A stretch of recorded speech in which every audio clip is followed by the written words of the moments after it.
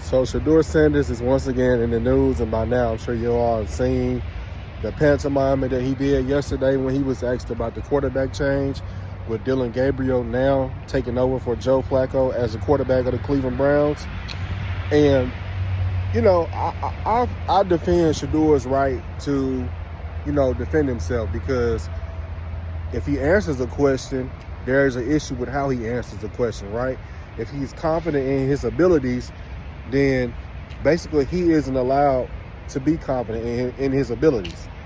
And I think I more so want to approach it from a media perspective, being someone that's in the industry and someone who has done this job for over 10 plus years now.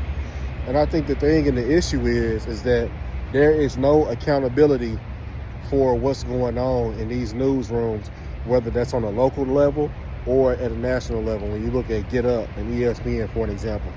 So by now, we all saw the comments that Rex Ryan made the other day, talking about how basically Shedeur needs to get his ass in the front of the classroom and make sure he's studying, because if he knows that Shedeur is not doing that, then the other 32 NFL teams knows that he's doing that, right?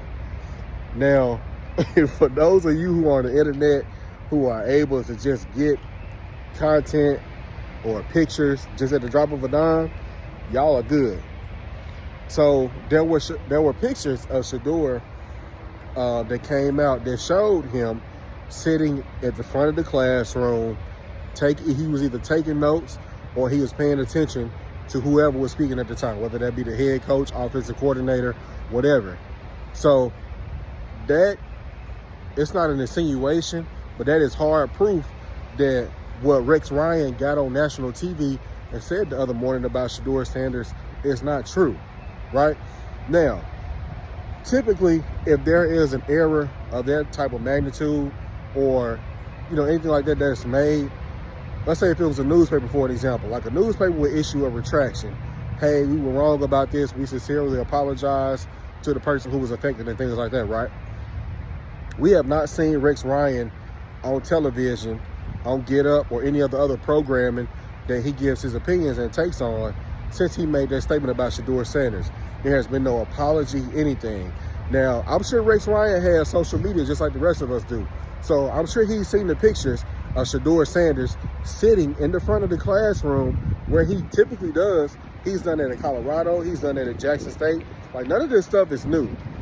But my thing is, I'm attacking it from a media perspective. ESPN or Rex Ryan, ESPN should have made Rex Ryan issue a retraction and an apology to Shedeur Sanders. That's the first thing. Second thing, local media in Cleveland, for an example. You got guys like Tony Grossi, who he doesn't take an opportunity to not take a shot at Shedeur Sanders when it comes to talking about him, and always point out the things that he feels like Shedeur has done wrong. Like, for an example, if you watch any of the ESPN Cleveland content, there's a guy on there named Tony Rizzo. And like, he is a staunch Shedeur Sanders supporter, and he defends Shedeur at a pretty high level, right? And he was talking to Grossi the other day, and Grossi was saying that he believes that people in the building can't overlook the LA Rams game where Shedeur was playing with a bunch of janitors, right? And guys who won't ever play in the NFL again. Grossi keeps harping on that, but he refuses to talk about what Shedeur did in his first preseason game against the Carolina Panthers. So, and I'm not the person, and I hate that I have to be the person that says this, but there is a clear bias from a media perspective on the treatment of Shedeur Sanders. And it just goes without saying. You can actively see that. You don't have to be a journalist like myself to be able to see that the way that he is being covered has been in a skewed manner. First of all, he's a third-string quarterback. You should not be interviewing a third-string quarterback. You're only interviewing a third-string quarterback because his name is Shedeur Sanders. And he's the most popular third-string quarterback in NFL history. Because for one, while he was drafted in the 5th round, we all know that he should not have been a 5th-round draft pick. And the media knows this as well. So I'm not in the brains of the managing editors and the news directors at these broadcast stations and these print publications like Cleveland.com or whatever like that, so-and-so, so-and-so. But I'm pretty sure that they're either asking, hey, what does Shedeur think about this? Be sure to ask Shedeur these questions. And again, that's their job, right?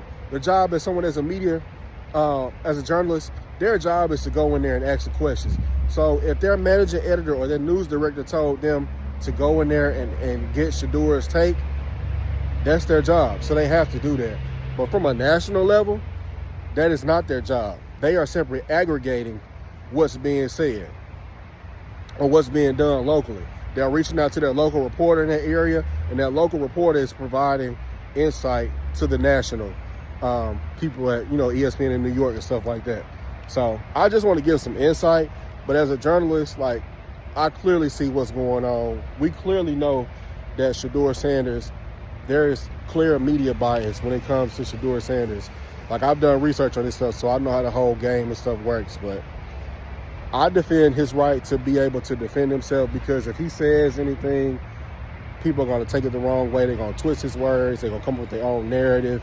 And then you got people like Tony Grossi, who just does not like Shedeur and isn't pro Shedeur Sanders at all. And again, as a journalist, he's not supposed to be pro Shedeur Sanders, but some of the takes that he gives on the radio, you can tell that there is ulterior motives with the things that he says about Shedeur Sanders. So, hey, it's a blessing and a curse of being Deion Sanders' son, but I think Shedeur is handling it well.